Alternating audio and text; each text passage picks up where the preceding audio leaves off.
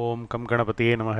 ஓம் ஆஞ்சநேய சுவாமினே நமோ நமக. Welcome to zodiac services. இந்த பதிவில் நாம் ஒருவருடைய ஜாதகத்தில் கிரகங்களால் ஏற்படக்கூடிய யோகங்களை பற்றி பார்க்க போகின்றோம். இதில் முக்கியமாக சந்திரன் சம்பந்தப்பட்ட யோகங்கள், அதாவது சந்திர யோகங்கள் எனப்படும், சூரியன் சம்பந்தப்பட்ட யோகங்கள் சூரிய யோகங்களாகவும், மேலும் பஞ்ச மகா புருஷ யோகங்கள், அதாவது புதன், அங்காரகன், சனி, குரு, சுக்கிரன், இந்த பஞ்ச மகா புருஷ யோகங்களை பற்றியும் பார்க்க போகின்றோம். உங்களுடைய ஜாதகத்தில் இது போன்ற யோகங்கள் இருக்கின்றதா என்பதை நீங்களே பார்த்து தெரிந்து கொள்ள இந்த பதிவு மிகவும் உதவியாக இருக்கும். ஜோதிட சாஸ்திரத்தில் ஒருவருடைய ஜாதக குறிப்பை எடுத்தால் அதில் கிரகங்களால் ஏற்படும் நன்மைகள் யோகங்கள் எனப்படும். மேலும் கிரகங்களால் ஏற்படக்கூடிய தீமைகள் தோஷங்கள் என்றும் பொதுவாக கருதப்படுகின்றன. ஜாதகத்தில் ஒரு கிரகத்திற்கும் மற்றொரு கிரகத்திற்கும் உள்ள நன்மை தரக்கூடிய சம்பந்தம் யோகம் என்று அழைக்கப்படும். இம்மாதிரி யோகங்கள் சுமார் 300க்கும் மேற்பட்டு இருக்கின்றன. அவைகளில் மிக முக்கியமான சில யோகங்கள் சூரியன் சந்திரன் சம்பந்தப்பட்ட சூரிய சந்திர யோகங்களாகவும் மற்ற பஞ்சமகா புருஷ யோகங்களாகவும் இருக்கின்றன. அந்த யோகங்களை பற்றி இந்த பதிவில் மிகவும் சுருக்கமாக பார்ப்போம். முதலாவது சந்திர யோகங்கள்.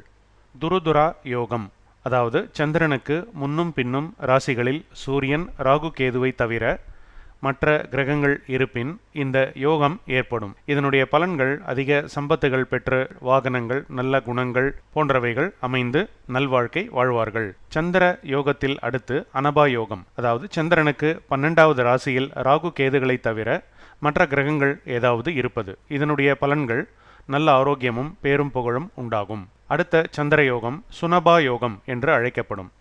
அதாவது சந்திரனுக்கு 2இல் சூரியன் அல்லது ராகு கேதுக்களை தவிர மற்ற கிரகங்கள் இருப்பது இந்த சுனபா யோகம் என்று அழைக்கப்படும். மிகவும் உழைத்து முன்னேறக்கூடிய ஜாதகமாகவும், மேலும் உழைப்பில் சம்பாதித்து வாழ்க்கையை நடத்தக்கூடிய நல்ல மனிதராகவும் நல்ல புத்திமானாகவும் அரசனுக்கு இணையான வெகுமதிகளை பெற்றும் வாழ்வார்கள் இந்த சுனபா யோகம் நிறைந்தவர்கள். அடுத்த சந்திர யோகம் கேமதுருமம் என்று அழைக்கப்படும். இந்த கேமதுருமம் சந்திரனுக்கு முன்னும் பின்னும் கிரகங்கள் இல்லாமல் இருப்பது, அதாவது கிரகங்கள் இல்லாமல் இருப்பது. ஆனால் இது யோகமாக எடுத்துக்கொள்ள முடியாது. இது ஒருவித தோஷமாகும். இந்த சந்திரனுக்கு முன்னும் பின்னும் கிரகங்கள் இல்லாமல் இருப்பது சில சமயம் வாழ்க்கையில் மிகுந்த கஷ்டங்களையும் உண்டாக்கும் என்று ஜோதிட சாஸ்திரத்தில் கூறப்பட்டுள்ளது. ஆனால் இந்த கேமதுருமம் யோகமாக வேலை செய்யக்கூடிய, அதாவது நன்மைகள் செய்ய வேண்டுமானால் அந்த சந்திரனுக்கு முன்னும் பின்னும் கிரகங்கள் இல்லாமல் இருந்தாலும் அந்த சந்திரனுடைய கேந்திரஸ்தானத்தில், அதாவது சந்திரனுடனோ அல்லது சந்திரனிலிருந்து 4, 7, 10ஆம் வீடுகளில் ஏதேனும் ஒரு கிரகம் இருந்தால் இந்த கேமதுருவம் யோகமாக மாறி அதிக செல்வங்களையும் நல்ல வாழ்க்கையும் கொடுக்கும் என்று நம்பப்படுகின்றது. அடுத்த சந்திர யோகம் கஜகேசரி அல்லது கேசரி யோகம் என்று அழைக்கப்படும். இது சந்திரனுக்கு ஏதேனும் ஒரு கேந்திரத்தில், அதாவது சந்திரனுடனோ, அதாவது 1வது இடத்திலோ அல்லது 4, 7, 10இலோ பிரகஸ்பதி என்ற குரு இருப்பது. இது ஒரு நல்ல யோகமாகும். நல்ல பெயரும் புகழும் உண்டாகும். தீர்க்க ஆயுள் நிறைந்து வாழ்வார்கள். பண வருவாய் அதிகமாக இருக்கும். பகைவர்களை வெல்லக்கூடிய திறமைசாலிகளாகவும் இந்த கஜகேசரி யோகம் கொண்டவர்கள் இருப்பார்கள்.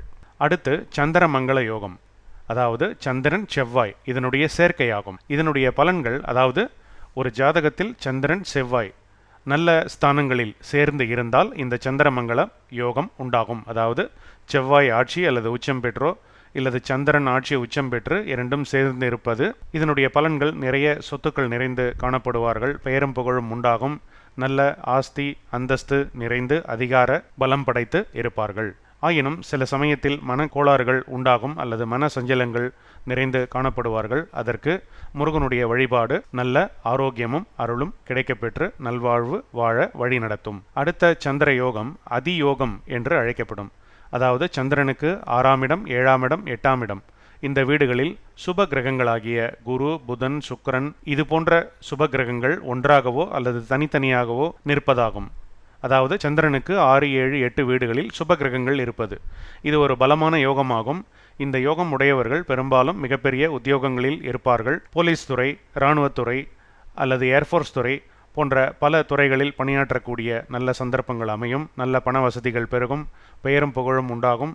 இதுபோல் லக்னத்திற்கும் 6, 7, 8இல் சுப கிரகங்கள் இருந்தால் அது லக்ன அதியோகம் என்று அழைக்கப்படும். அதுவும் இதே போன்று ஒரு நல்ல யோகமாகும். சந்திரனுக்கும் சரி லக்னத்திற்கும் சரி 6, 7, 8 வீடுகளில் சுப கிரகங்கள் நிறைந்து காணப்பட்டால் இந்த அதியோகம் ஏற்படும். பாக்கியம் அனைவருக்கும் கிடைக்கும். அடுத்து சகட யோகம். இது சகட தோஷம் என்றும் அழைக்கப்படும். சந்திரனுக்கு குரு அதாவது 6ஆம் இடம் அல்லது 8ஆம் இடத்தில் இருப்பது. இதில் இருந்தால் சகடம் என்று அழைக்கப்படும். சகடம் என்றால் கஷ்டம், துன்பங்கள் நிறைந்த வாழ்க்கை ஏற்படும் என்று அர்த்தமாகும். இந்த சகட யோகம் என்று அழைக்கப்படக்கூடிய இந்த சகட தோஷத்தில் பிறந்தவர்கள் சக்கரம் போன்ற வாழ்க்கை அமையப்பெற்று நிலையில்லாமல் மேலும் கீழும் தடமாடக்கூடிய வாழ்க்கையாகவே அமையும். சதா கஷ்டங்கள் நிறைந்து காணப்படும். இந்த சகட யோகத்திற்கு அதாவது இந்த சகட தோஷத்திற்கு நிவர்த்தியாகப்பட்டது குரு தட்சிணாமூர்த்தியினுடைய வழிபாடு, அம்பாளுடைய வழிபாடு செய்து வர அந்த துன்பங்களிலிருந்து நம்மால் விடுபெற முடியும். அல்லது பொதுவாக நவகிரக வழிபாடுகள் செய்து வர வேண்டும். அடுத்து சூரிய யோகங்களை பற்றி பார்ப்போம். முதலாவது வேசி யோகம். சூரியனுக்கு 2இல் சந்திரன், ராகு, கேதுகளை தவிர மற்ற ஏதேனும் கிரகங்கள் இருந்தால் இது வேசி யோகம் என்று அழைக்கப்படும். இந்த வேசி யோகம் நிறைந்தவர்கள் நல்ல பண வருவாய் அதாவது செல்வ சேர்க்கைகள் நிறைந்தும் சத்துருக்களை ஜெயிக்கக்கூடிய பாக்கியம் பெற்றும் வாழ்வார்கள். நல்ல பல நண்பர்கள் மூலம் நல்ல உதவிகளும் கிடைக்கப்பெற்று வாழ்வார்கள். தந்தை வழி வந்த சொத்துக்கள் அவர்களுக்கு இருக்கும். சூரியனுடைய அடுத்த யோகம் வாசி யோகம். சூரியனுக்கு 12இல் சந்திரன், ராகு, கேதுகளை தவிர மற்ற கிரகங்கள் இருந்தால் அதே பலன்கள். நல்ல பெயரும் புகழும் உண்டாகும். சத்துருக்களை ஜெயிப்பார்கள். தந்தை வழி வந்த செல்வங்கள் கிடைக்கும். நல்ல ஈஸ்வர கடாட்சம் பெற்றும் வாழ்வார்கள். அடுத்த சூரிய யோகம் சுப உபயசாரி யோகம் என்று அழைக்கப்படும். இது சூரியனுக்கு 2 பக்கங்களிலும் அதாவது 2 ராசிகளிலும் சூரியனுக்கு முன்னும் பின்னும் கிரகங்கள் இருப்பது. சந்திரன், ராகு, கேதுகளை தவிர மற்ற கிரகங்கள் இருப்பது நல்ல பண வருவாயை கொடுக்கும். பெயரும் புகழும் நிறைந்து வாழ்வார்கள். அதிகார பதவிகள் கிடைக்கும். நாட்டுப்பற்று நிறைந்தவர்களாகவும் அனைவரின் மீதும் பந்தம் பாசம் கொண்டவர்களாகவும் இரக்க குணம் கொண்டவர்களாகவும் இந்த சுப உபயசாரி யோகம் கொண்டவர்கள் வாழ்வார்கள். இயற்கையாகவே இவர்களுக்கு நல்ல தெய்வ பலம் நிறைந்து காணப்படுவார்கள். சந்திரன் மற்றும் சூரியன் சம்பந்தப்பட்ட யோகங்களை பற்றி பார்த்தோம். இப்பொழுது பஞ்ச மகாபுருஷ யோகங்களை பற்றி பார்க்க போகின்றோம். அதாவது புதன், அங்காரகன் என்று சொல்லக்கூடிய செவ்வாய், சனி, குரு, சுக்கிரன் இந்த 5 கிரகங்களுடைய யோகங்களை பற்றி பார்க்க போகின்றோம். முதலாவது இந்த பஞ்ச மகாபுருஷ யோகங்களில் பத்தர யோகம். பத்தர யோகம் என்பது புதன் ஆட்சி அல்லது உச்சத்தில் லக்னத்திற்கோ அல்லது சந்திரனுக்கோ கேந்திரத்தில் நிற்பது. இதுபோன்று புதன் ஆட்சி அல்லது உச்சத்தில் லக்னத்திற்கும் சந்திரனுக்கும் கேந்திரத்தில் இருந்தால் கம்பீரமான தோற்றங்களை கொண்டவர்களாக இருப்பார்கள். மேலும் சபைகளில் பல பெயர் முன் நன்றாக பேசக்கூடிய திறமை நிறைந்தவர்களாக இருப்பார்கள். நல்ல செல்வ சேர்க்கைகள், வருவாய்கள் ஏற்படும். பலவித தொழில்கள் தொடங்கி அதில் லாபம் கண்டு மன நிறைவுடன் வாழ்வார்கள். மேலும் சிலருக்கு இந்த புதன் ஆட்சி அல்லது உச்சம் பெற்று இருக்கக்கூடிய நபர்கள் ஸ்டாக் மார்க்கெட் மற்றும் ஏனைய ஃபைனான்ஸ் அதாவது பொருளாதாரத்தில் சிறந்தும் விளங்குவார்கள். அடுத்து ருஷக யோகம். இந்த ருஷக யோகம் அங்காரகன் என்று சொல்லக்கூடிய செவ்வாய் கிரகத்தினால் ஏற்படுவது. செவ்வாய் ஆட்சி அல்லது உச்சத்தில் நின்று லக்னத்திற்கோ அல்லது சந்திரனுக்கோ கேந்திர திரிகோணங்களில் இருப்பது. கேந்திரம் என்றால் 1, 4, 7, 10 வீடுகள். திரிகோணங்கள் என்றால் 5, 9 வீடுகள். இந்த வீடுகளில் லக்னத்திற்கோ அல்லது சந்திரனுக்கோ அங்காரகன் இந்த ஸ்தானங்களில் இருந்தால் ருஷக யோகம் ஏற்படும். இதனுடைய பலன்கள் நல்ல புகழ் உண்டாகும். பிறருடைய உதவிகள் கிடைக்கும். தீர்க்க ஆயுள் பெற்று வாழ்வார்கள். சத்துருக்களை வெல்லக்கூடிய நல்ல அதிகார பலம், பணபலம், ஆள்பலம் படைத்தவர்களாக இருப்பார்கள். உத்தரவுகளை பிறப்பிக்கக்கூடிய நல்ல உத்தியோகங்களிலும் இருப்பார்கள். அடுத்து சச யோகம். சச யோகம் என்பது சனி பகவானால் ஏற்படுவது. சனி பகவான் ஆட்சி உச்ச வீடுகளில் இருந்து கேந்திரங்களில் நின்றால் அதாவது லக்னத்திற்கோ சந்திரனுக்கோ கேந்திரஸ்தானத்தில் மேற் சொன்னபடி 1, 4, 7, 10 இந்த கேந்திரங்களில் இருந்தால் நல்ல படிப்பு உண்டாகும். சொத்துக்கள் சேரும். வாகனங்கள் பெருகும். பெரிய உத்தியோக பிராப்திகள் ஏற்படும். ஆனால் குணத்தை சற்று கட்டுப்படுத்தி ஈஸ்வரனுடைய வழிபாடு செய்து வர நல்ல குணம் கொண்டவர்களாகவும் இருப்பார்கள் இந்த சசயோகம் நிறைந்தவர்கள். அடுத்து ஹம்ச யோகம். இது குரு பகவானால் ஏற்படுவது. குரு பகவான் ஆட்சி உச்சம் பெற்று லக்னத்திற்கோ அல்லது சந்திரனுக்கோ கேந்திரத்தில் நிற்பது. அதாவது 1, 4, 7, 10 வீடுகளில் நிற்பது. நல்ல பேருள்ள நல்ல அரசனுக்கு சமமான வாழ்க்கை கிடைக்கப் பெறுவார்கள். சிலருக்கு நல்ல அரசாட்சி அமைய பெற்றும் வாழ்வார்கள். நல்ல செல்வ சேர்க்கைகள் ஏற்படும். அதிகார பதவிகளும் கிடைக்கும். தங்கம், வெள்ளி, ஆபரணம் போன்ற தொழில்கள் தொடங்கி நல்ல முன்னேற்றம் காணலாம். டெக்ஸ்டைல் துறையில், அதாவது துணி சம்பந்தப்பட்ட வியாபாரத்தில் அதிக லாபங்கள் கிடைக்கும். இயற்கையாகவே இவர்களுக்கு தெய்வ அருள் உண்டாகும். அடுத்து மாளவிய யோகம்.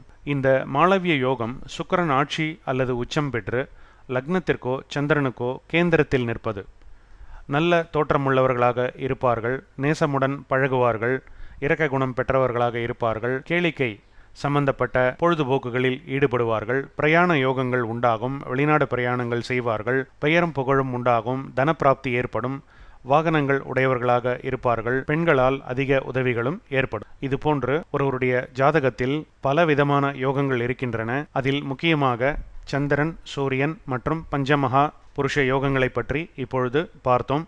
மேலும் வரவிருக்கும் பதிவுகளில் மற்ற ஜாதக யோகங்களை பற்றி பார்க்க போகின்றோம். பொதுவாக ஜாதகங்களில் நல்ல யோகங்கள் இருந்தால் அவை நடக்கக்கூடிய தசா புத்தி காலங்களில் நல்ல பலன்களை கொடுக்கும். உதாரணத்திற்கு சூரிய சம்பந்தப்பட்ட யோகங்கள் இருந்தால் அதிகார பதவிகள் கிடைக்க வேண்டுமானால் அவர்களுக்கு சூரிய திசை அல்லது சூரிய புத்தி வந்தால் அது போன்ற வாய்ப்புகள் கிடைக்கப்பெற்று அந்த நேரத்தில் முயற்சி செய்தால் அவர்களுக்கு கிடைக்கும். இந்த யோகம் தரக்கூடிய கிரகங்கள் துஷ்டஸ்தானம் என்று சொல்லக்கூடிய 3, 6, 8, 12ஆம் இடங்களில் மறைந்திருந்தால் அதில் பாதி பலன்கள் உண்டாகும். மேலும் கெட்ட கிரகங்களுடன் இணைந்து அஸ்தங்கம் அல்லது தன்னுடைய பலம் இழந்த கிரகங்கள் அதிக பலன்களை கொடுக்காது. மேலும் சுப கிரகங்களுடன் சேரக்கூடிய கிரகங்கள் நல்ல சேர்க்கையிலிருந்து யோகமாக இருந்தால் கண்டிப்பாக 100% அந்த பலனை வழங்கும். மேலும் பல யோகங்களை பற்றி அடுத்த பதிவில் பார்ப்போம்.